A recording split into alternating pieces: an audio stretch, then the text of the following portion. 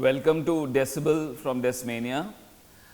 We have Dr. PVM Rao, who is our guest today in Desmania studio. Dr. PVM Rao is a professor of design in IIT Delhi, and he has been teaching design and also practicing it for last 25 years only in IIT Delhi. Dr. Rao, my first question to you is that the way design has changed in last 20 years because of technology. So how do you think design education is going to evolve around so many changes which are happening across the globe? Slowly design is first thing, it's moving towards innovation.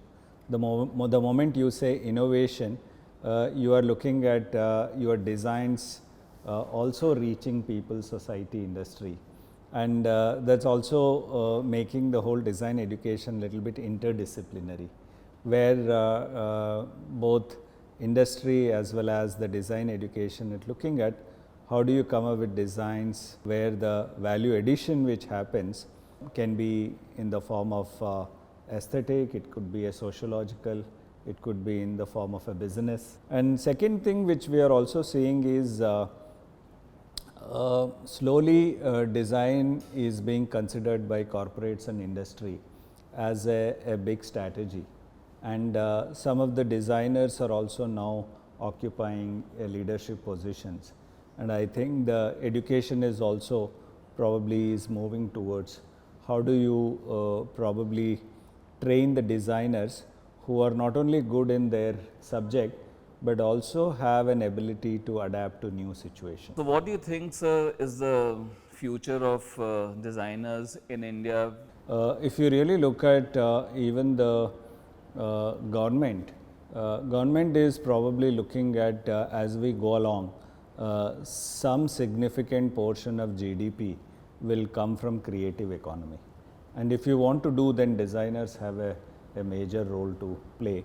Other thing which we are also looking at is design would be a vehicle for addressing some of the grand challenges which we are facing. And do you think design education per se and the young designers can help the government in formalizing their strategies? True. In fact, what we are also seeing is some of the design students now doing internship with the government, okay, and even addressing policy issues can be seen, which was not happening earlier.